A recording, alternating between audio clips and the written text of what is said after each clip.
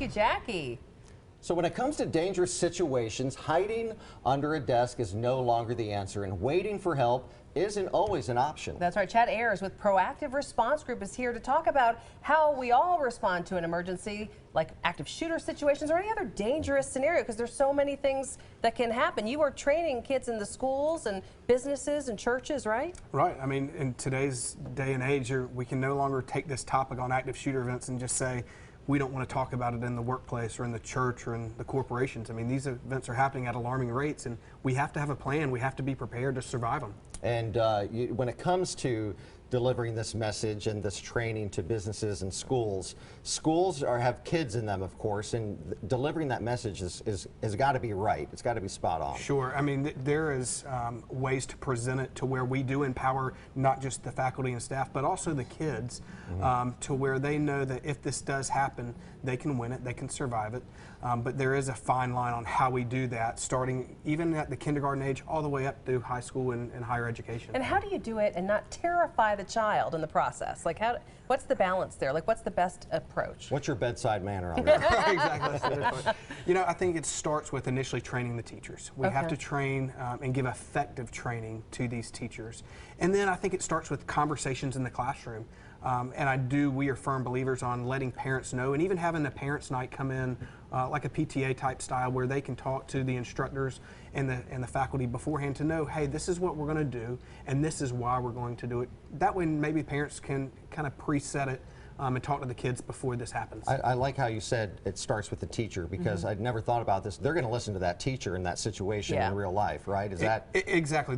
Those teachers are with those students more than they are their parents, and they look to the teachers and faculty as guidance. So if we can empower that teacher, you know, and the teachers are good at delivering messages to the younger kids. Oh yeah. So we rely they know how to heavily make it on them. appropriate. But give us an example though, like the whole hide everybody in a corner under the desk is not the answer. What is the answer? Yeah, you know, there's some terrible training models out here. Like you said, hiding in a corner, putting kids in the bathrooms or in the closets in the classroom.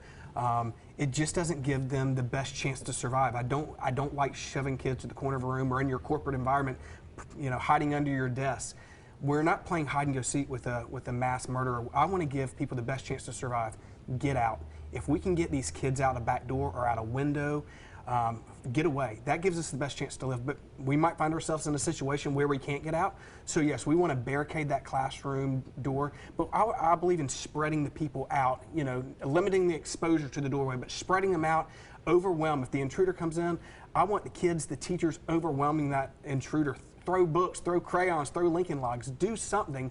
That way that teacher now has an option to act, because you may have to fight. Fighting may be your first course of action instead of your last chance that day. Let me ask you this. A sheriff in another county in South Carolina, I will not name that sheriff, but he was pointing to one of these brand new high schools that are being built, and how the designs have all these windows in them now, and you know, they're very kind of open concept now.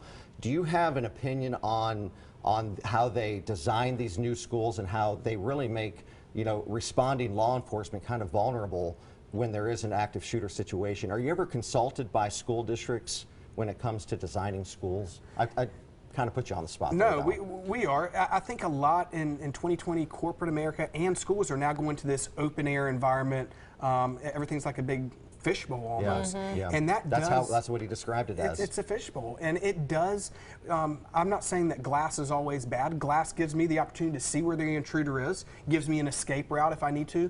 But interior doors and walls, I believe, need to be solid, the old school solid concrete block walls, because it stops bullets. And if we can't get out, at least we can move the kids and spread them out behind that area. Really quickly, we're almost out, 30 seconds. Sure. You have kits that are advised to be used to stop the bleeding, because we sometimes have to be our own first responder. Exactly. A large majority of the fatalities in active shooter events would be alive today if someone could have stopped their bleeding. Wow. And so EMS isn't coming in until law enforcement gets there first, says it's safe for them to do so. We know you can bleed out in 2 to 4 minutes, so you are your own first responder at that point. The average response time for law enforcement is like what, 20 minutes or something? For EMS, so law enforcement average response time is somewhere about 2 to 5 minutes, but EMS average response time across the country is about 20 to 22 minutes. Okay. Do some schools train their students to know how to do that? They do. In How fact, young?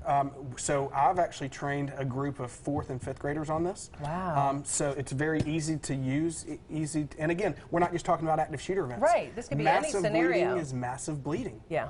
They can learn more than we think they can. You are right about that. Yeah. Well, Chad, we appreciate it. Thank And you. reaching you is through Proactive Response Group. Proactive Response Group, proactiverg.com, and All we'd right. love to talk to you. Thank All you. right, Thanks, Chad, guys. appreciate it. You're watching Carolina's Family at 4. Stay with us. We'll be right back.